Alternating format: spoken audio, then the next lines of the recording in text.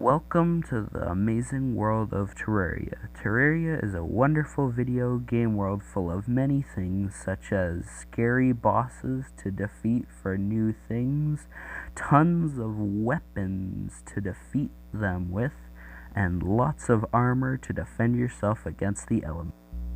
There are 21 unique biomes in the world of Terraria, such as the forest, the underground layer, the cavern layer, the underworld, space, the snow biomes, the ice biomes, the desert, the underground desert, the ocean, the jungle, the underground jungle, the jungle temple, the glowing mushroom biomes, the corruption, the underground corruption, the crimson, the underground crimson, the hollow, and the underground hollow, and the dungeon. Now, each different biome has something unique to offer, whether it be a new type of wood, a new weapon, a new boss, or a new set of armor.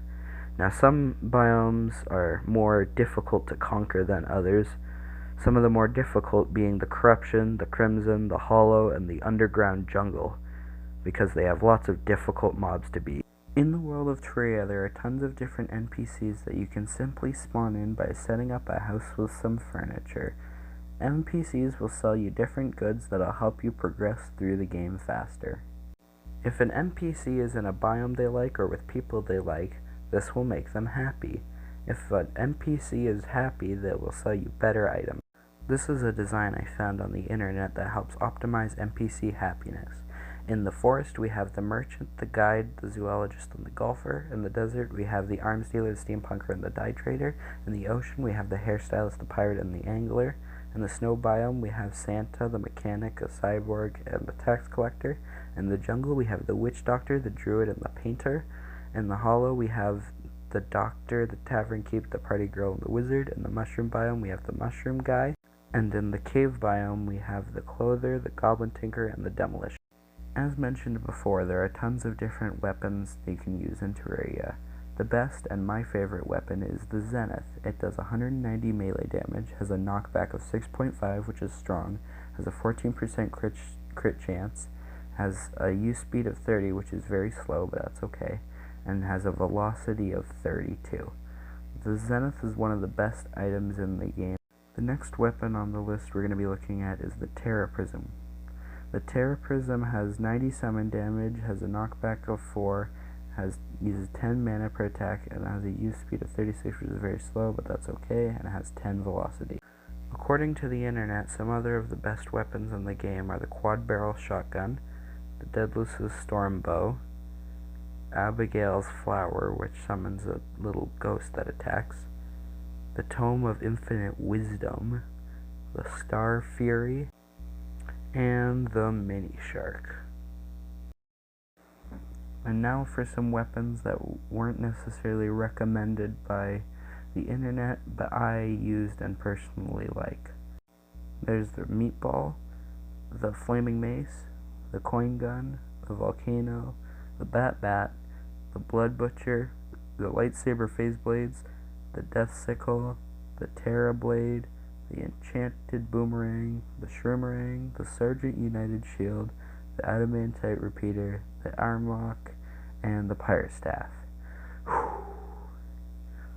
Got that? Good. This is a video I found on YouTube that shows you all the different armors in the game. That shield with the number above the armor is how many defense points they have, but defense points aren't necessarily everything. Like, certain armors can boost certain stats for certain weapons and give you different abilities. Some armors that I like are the silver armor and the molten armor, and then after that pretty much anything that's customized for range, because I like ranged weapons. It works like most games where better armor is harder to get, but having good armor is crucial to gameplay and defending against mobs and bosses.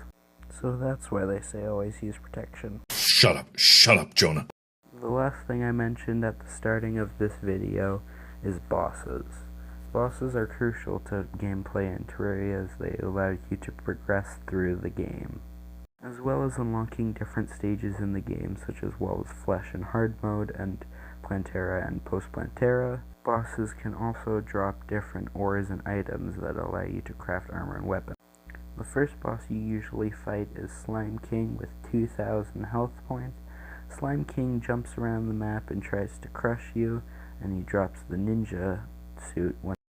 The next boss is the Eye of Cthulhu with 2,800 health. You summon him by using a suspicious looking eye during nighttime, and he's basically just an eye that flies around and shoots lasers, and then in his second phase, he turns into an eye with a mouth, which should not exist. The next boss is the main boss of the Corruption biome, and it's the Eater of Worlds. You summon him with worm food.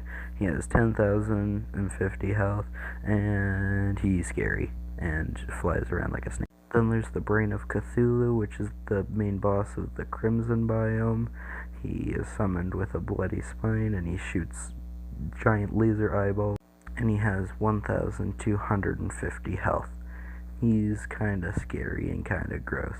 After him, you're gonna want to be fighting Queen Bee, who has 3,400 health, has some pretty great drops, like the bee grenades, which is used to kill the wall of flesh, and she's not that scary. You summon her using the Abomination in the Hive. Next up is Skeletron with 4,400 HP. You summon him by activating the Old Man's Curse. You have to kill him to get into the dungeon, and he's just a spinny floaty skeleton that tries to smack you with his hands, but if you build a long enough platform, he's not that big of a problem. After that, there's Deerclops with 7,600 health. You summon him with a deer thing, and he's not that important. He's just kind of the boss of the snow biome, and like flies demon hands at you, and is kind of a little bit scary, but not that scary. And there's not much to say about him. Next up is the Wall of Flesh. He's kind of the big bad of the underworld and has 8,000 HP. You can kill him pretty easily by using bee grenades. You summon him by throwing a guide voodoo doll into lava, and you're required to kill him to unlock hard mode, which is the second phase of the game.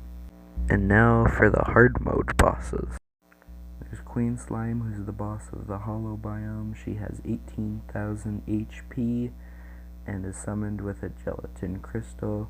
She's kinda scary, and she's basically just the girl version of King Slime. Next up, we have the mechanical version of the Eye of Cthulhu, which is the twins. They're summoned using Mechanical Eye. They have 20,000 HP, and I hate them more than anything else on this planet. First Eye shoots these gross green booger things that do tons of damage and tries to chomp you, while the second one shoots you with lasers. The next boss is the Destroyer. He's got 80,000 HP, is summoned with a Mechanical Worm, and is the mechanical counterpart to the Eater of Worlds. He's not that scary. He looks scary, but he's not that scary. After that, there's Skeletron Prime, who certainly is scary. He's got 59,000 HP. He's summoned with a mechanical skull and dashes around the place, shooting lasers and spinning and stuff, and will destroy everything you love. After him, there's Medusa, who's all the mech bosses combined, but isn't in the main game and nobody cares about it. After that, there's Plantera, who has 30,000 HP. You summon her by breaking a Plantera's bulb. You need to kill her to unlock Chlorophyte, and yeah. Then there's Golem with 60,000 HP. He's summoned using a lizard power cell at a lizard altar, and will shoot his head at you. And he jumps around thinking he's Spider-Man or something. If you use a truffle worm as bait while fishing in the ocean, you can summon Duke Fishron, who has 60,000 HP, and summons tornadoes and dashes around the map trying to kill you. There's the Empress of Light, who has 70,000 HP. You summon her by killing a prismatic lace wing, and she shoots rainbow beams at you and flies around the map trying to kill you and stuff. Very scary. Then there's the Lunatic Cultist, which has 32,000 HP. You can find him at the dungeon entrance, and like all the other bosses in the game, will fly around trying to kill you. And now for the final boss of the game with 145,000 HP, it's the Moon Lord. You can summon him with the Celestial Sigil or by defeating the Celestial Pillars, and he's really big and really scary and whacks you with his hand and shoots you with his eye hand lasers and grabs you with his tongue and stuff, and it's really big and he's really scary. And we're almost there. Terraria has tons of different events that can occur for a variety of different reasons. Most events play out like boss fights, but some are actually really calming. First, we have the Blood Moon, which is a bunch of crazy zombies. Then there's the Goblin Army, which is an army of goblins. There's the Old One Army, which is all sorts of stuff. The Party, which looks cool and happens after a Blood Moon. Rain.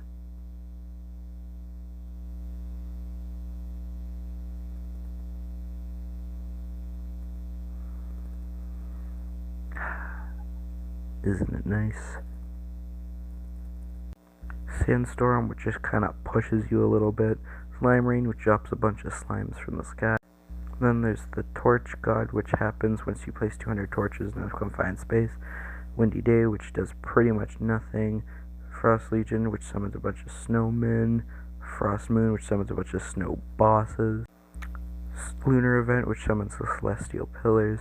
Martian Madness, which summons a bunch of aliens. Pirate Invasion, which summons a bunch of pirates. Pumpkin Moon, which summons a bunch of pumpkin bosses. Solar Eclipse, which summons all sorts of scary stuff. And thanks for watching.